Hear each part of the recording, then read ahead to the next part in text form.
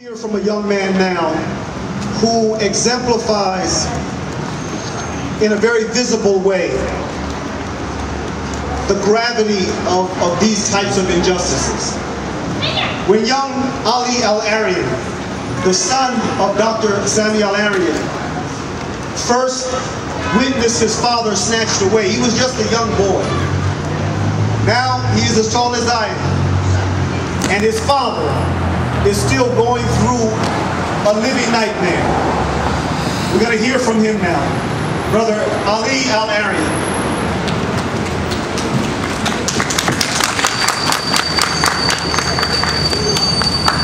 Assalamu alaikum.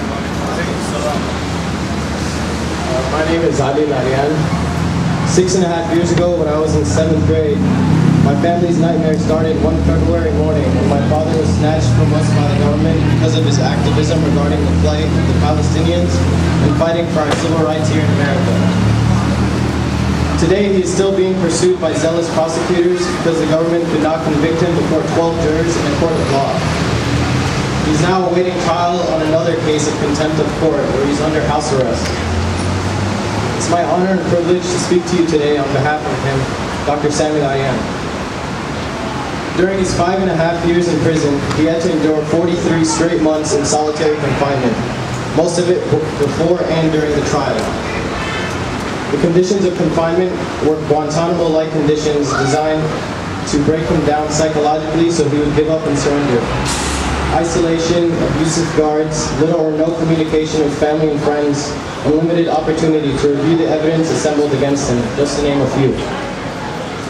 Indeed, much of the government's evidence presented to the jury during the 6-month trial were speeches he delivered, lectures he presented, articles he wrote, magazines he edited, books he owned, conferences he convened, rallies he attended, interviews he gave, news he heard, and websites he never even accessed.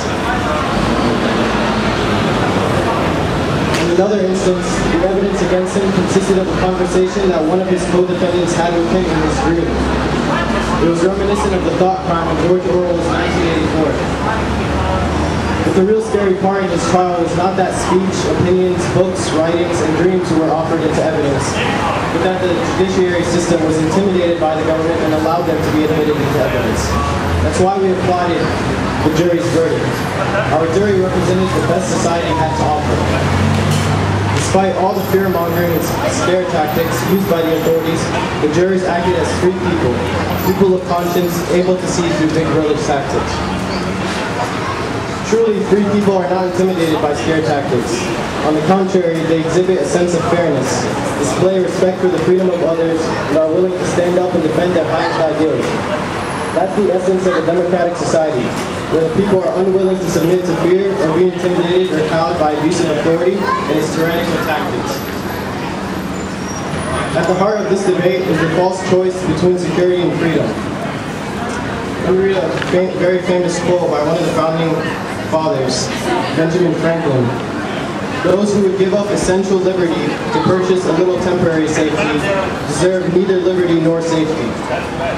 But the price of security should not be borne out by the most valuable groups in society, but by all.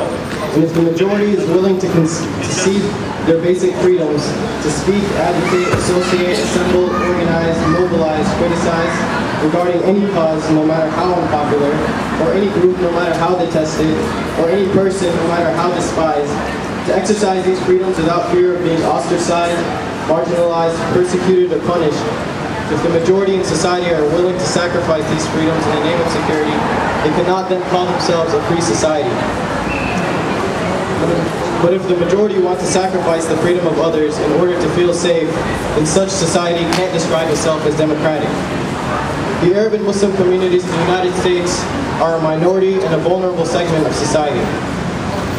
Many members of these communities, as well as many of their organizations, have been targeted because of their beliefs and opinions. For many years now, fear has defined this community and become the hallmark in far too many homes, mosques, and places of work. Members of these communities cannot trust each other because of the government's continuous efforts to harass their leaders, infiltrate their places of worship and institutions, and attack or shut down their organizations. They refrain from speaking about politics with each other. Such a state of affairs is the conventional definition of a police state. When people start fearing the government, whether such fear is rational or not, such state of affairs surely cannot represent democratic ideas and values. All tyranny needs in order to rule the day is for people of good conscience to remain silent or do nothing. To protect freedom of speech is to speak more, not less. To challenge authority run amok. To speak truth to power, that too often substitutes fear for rational thinking in order to control and dictate. So it becomes incumbent upon people of good conscience, our collective duty, our solemn responsibility to champion their cause, to educate and inform the whole mass of the people. They are the only sure reliance for the preservation of our liberty. That only comes through freeing ourselves from fear and by exercising our right to speak and express ourselves freely. Malcolm X once said, "You can't separate peace from freedom because no one can be at peace unless he has his freedom." Our charge today is to pledge to defend the rights of our most vulnerable members of our world community, the tens of thousands of prisoners of conscience around the world and in this counter, those who are under occupation or under siege, the millions terrorized by dictators and warlords, the poor and the sick, the uneducated and the exploited, the children, the abused women, and the elderly. Each one of these classes of people needs a voice and an advocate. They need to gain their freedom to realize a life of dignity and peace.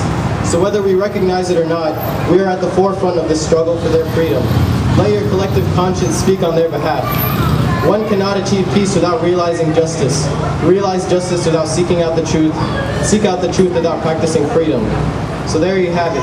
On this Independence Day weekend, we need to regain our courage and strong will to defend freedom. Because speaking out for freedom and justice is the root of achieving peace in our world. Thank you very much.